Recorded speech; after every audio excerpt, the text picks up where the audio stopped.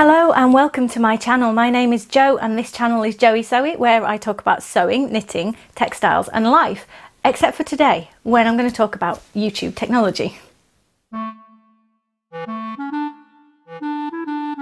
So what I have for you today, and if you're new, hello, please consider subscribing. And if you're not new and you tuned in for sewing, this is not a sewing video, but it is about how I make my sewing vlogs. I just passed 2,000 subscribers, which is so exciting, yes! And I had promised myself that when I passed that goal, I would invest in a new camera. All my videos up to now, and you can take a look back if you want to see them, have been filmed on my smartphone, and some really early ones were even filmed on an old camcorder that we had. Now I think that's been doing pretty well. I film with natural light, so I have a window just over there, so I don't have any high-tech lighting. Until now I haven't had any high-tech cameras, I haven't had any high-tech microphones.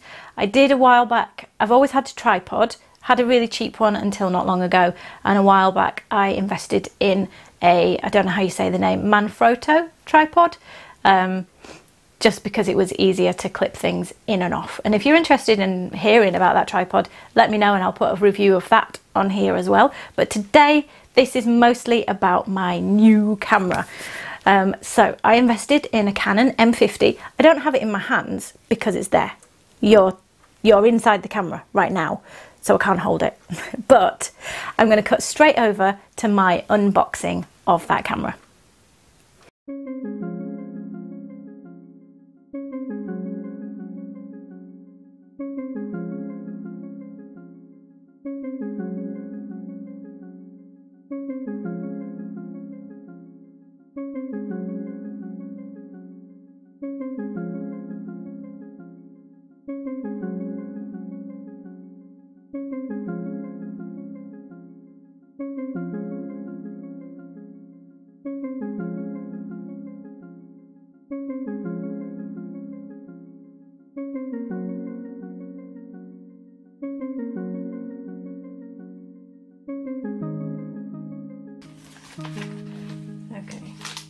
So in terms of what's in my language, actually it's just that much, so it's not many pages, 14 pages in fact.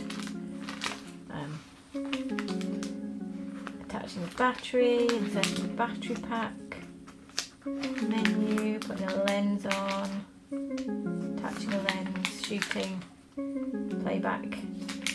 So just absolute basics in there. Warranty card. So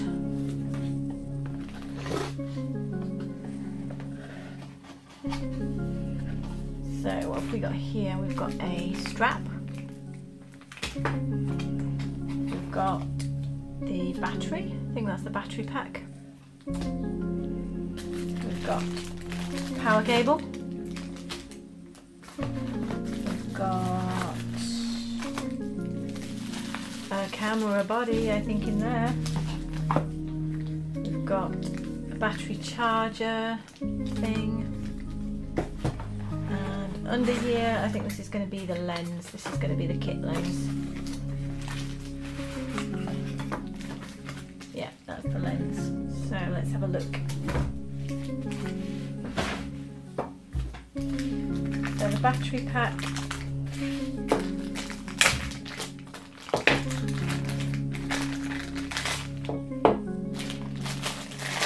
power lead,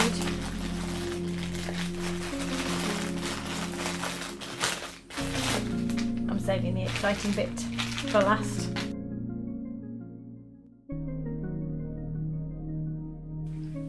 Like that. I'm in England, so I have a British plug. Unless you bought an international item, you'll get a plug for your country, I guess. Here's the battery pack LP-E12. I had a look on Amazon and these aren't very expensive, so I've been advised I might want more than one. But that'll go in there and then we'll plug it in. There's a charge light, there's a full light. There we go. Let's have a look at the camera body.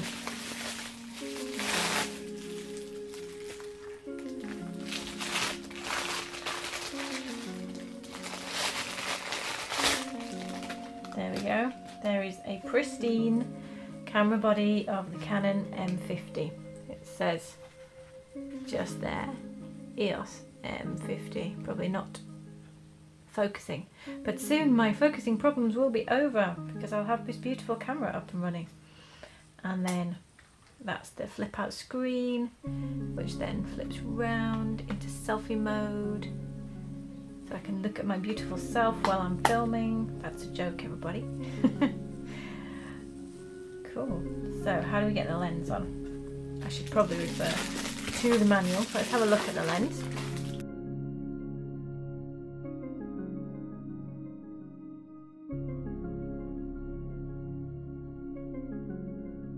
There's the lens. It comes with the 15 to 45 millimeter image stabilizer lens, obviously Canon branded. This end is the end that's going to point out of the camera with its lens cover on,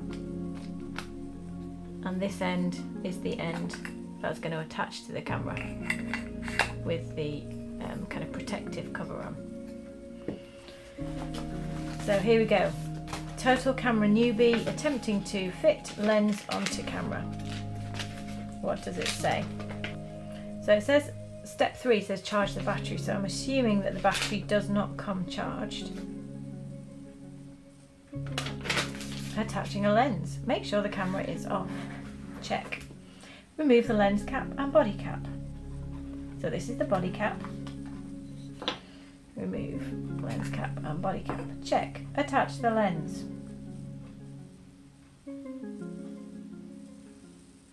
So I think that white dot there lines up with that white dot there initially.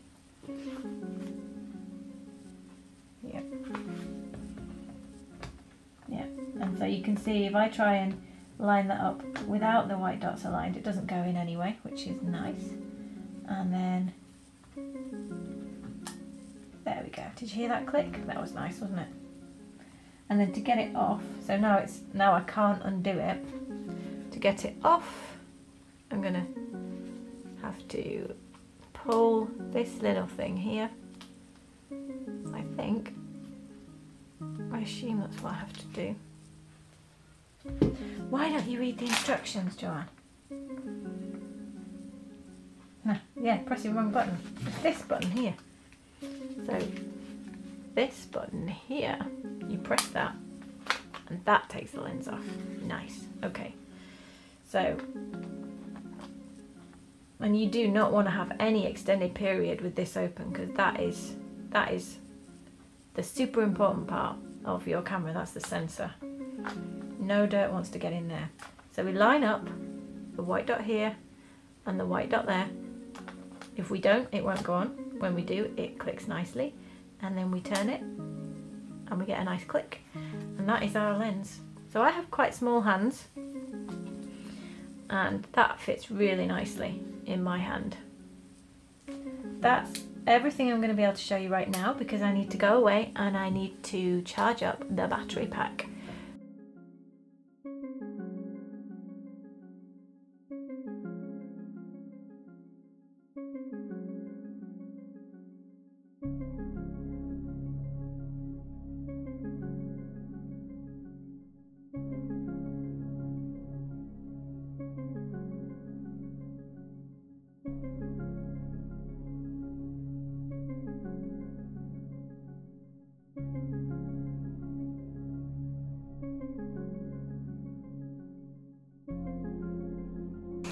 So that was what it looked like straight out of the box. Literally, I saved myself and I unopened everything in front of you. I was initially, first impressions, I was surprised by how small the camera is and how light it was, which was a really good surprise, because this is not, I'm not going to be having multiple cameras. I certainly can't justify that. I've spent a lot of money on this one, which is going to be paid for over a period of time. So I'm not going to have multiple cameras. So I wanted a camera that not only can go really well on my tripod, which is where it's held now, but that can also go on in my hand. I don't know what I'm doing here, but it can go in my hand. I wanted a flip screen, which this has got, which is why I keep distractedly looking to the side like that, and I really need to learn not to do that. But it does help you keep yourself in shot if you're doing it in selfie mode. It has a mic input, and I am mic'd up, so there you go. That's also a new thing for me, and I'm hoping that the audio is going to be better on my videos from now on. You can get microphones that sit on top of your camera, and I'm sure if you have never seen that, it's very easy to Google what they called shotgun mics. If you're new to the terminology and the technology, shotgun mics sit on top of your camera. The camera itself has a built-in microphone, so that was great. I definitely needed that. I was drawn to it because of the quality of the autofocus that I had heard Canon has, so that it will keep things in shot really effectively. So whether it's my face that you want to look at, or whether I'm going to be doing a tutorial and it's my hands and we're zooming in. So it comes with a lens that zooms out and in like that. It's a 15 to 45mm lens, which certainly for the foreseeable future is going to meet all the needs I have. And it does have 4K video, which, to be honest, is not really an essential for a sewing vlogger, but I was attracted for 2 reasons. One, because it was just a nice twiddly thing to have, but also when I'd watched some videos about why you might want 4K, what I understood from it was that it has such a high definition and it has such a high frame shots per second that it's taking to get the high quality of 4K, that you can then crop images without losing quality, and you can slow it down and do super slow motion if I want to. I occasionally want to do that when I'm filming my sewing machine or I'm filming a step in a tutorial. So it wasn't a must-have, but the fact that this camera had it was a nice to have. But main things I wanted were the Canon autofocus, because it's really highly thought of.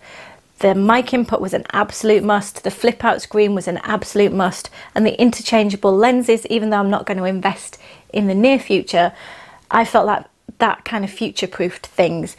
And I was also attracted by getting a camera that was fairly new to the market, so that if I want to trade up in a couple of years, it isn't a camera that's been out for ages. So in 2 more years from now, it'll be really out of date. It's a camera that's just come out in the last few months. So fingers crossed. I know these things move fast, but it should retain some of its value as well if I want to trade up. But that's a big if, and we're looking way down the line. So those are my impressions of the camera. As I said, I'm filming on it now. I haven't edited with it yet, but it has been really intuitive to use. It's got a beginner mode to all the menus, so you turn it on and it holds your hand if you want that. You can turn it straight off if you don't need that. I've found that really helpful to just help myself find my way around. I know I've got a lot of learning to do, but so far I'm really excited at my investment. Let me know in the comments down below if you're interested in a tripod video and what you think about the quality of this video compared to other ones. Hop onto anything that I have filmed other than the most recent one. They were all filmed on my smartphone. So, did I waste my money? I hope not. I don't think I did. And I'm really pleased with it. I'll see you again next time. Bye!